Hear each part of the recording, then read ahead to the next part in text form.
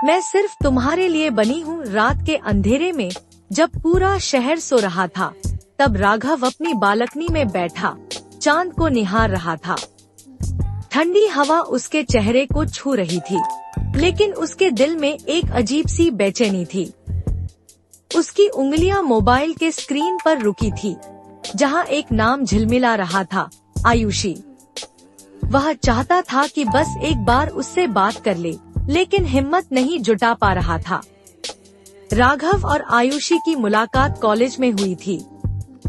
पहले पहले बस हल्की फुल्की बातचीत होती थी, लेकिन धीरे धीरे दोनों एक दूसरे के करीब आते गए।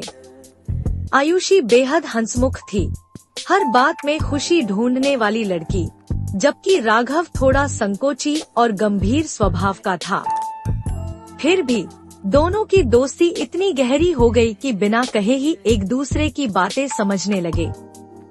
कॉलेज खत्म हुआ और जिंदगी की दौड़ शुरू हो गई। राघव एक मल्टीनेशनल कंपनी में नौकरी करने लगा, जबकि आयुषी ने अपने सपनों को पूरा करने के लिए अलग राह पकड़ ली। धीरे धीरे उनकी बातचीत कम होने लगी। एक दिन आयुषी का मैसेज आया, राघव, मुझे तुमसे एक जरूरी बात करनी है, मिल सकते हो? राघव ने फौरन हाँ कर दी। अगले दिन जब वह तय किए हुए कैफे में पहुंचा, तो देखा कि आयुषी पहले से वहां बैठी थी। उसकी आंखों में अजीब सी उदासी थी। क्या हुआ आयुषी, सब ठीक तो है? राघव ने चिंतित स्वर में पूछा। आयुषी ने हल्का सा मुस्कुराते हुए कहा, हाँ सब ठीक है, बस मुझे तुमसे कुछ कहना है।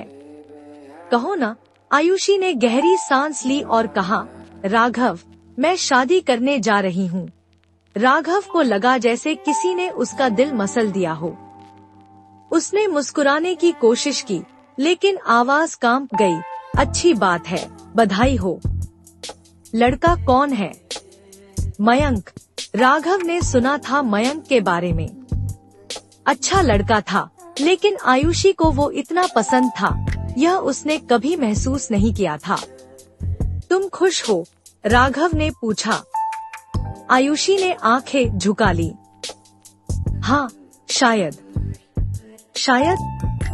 राघव, तुमसे एक सवाल पूछूं?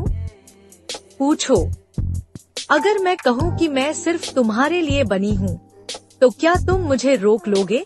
राघव के दिल की धड़कन तेज हो गई। वह चाहता था कि चीख कर कहे, हाँ, मत जाओ, मैं तुमसे प्यार करता हूँ, लेकिन उसके होंठ सिल गए। आयुषी ने उसकी आंखों में देखा। शायद वह उसके जवाब का इंतजार कर रही थी। कुछ पल बाद उसने खुद ही मुस्कुरा कर कहा, कोई बात नहीं राघव, शायद हम एक दूसरे के लिए नहीं बने थे। वह उठी और जाते जाते धीरे से बोली, अलविदा राघव। खुश रहना। राघव वहीं बैठा रहा, खाली निगाहों से दरवाजे की ओर देखते हुए। उसके मन में सिर्फ एक सवाल गूंज रहा था, क्या सच में वह सिर्फ मेरे लिए बनी थी? लेकिन अब इस सवाल का कोई जवाब नहीं था।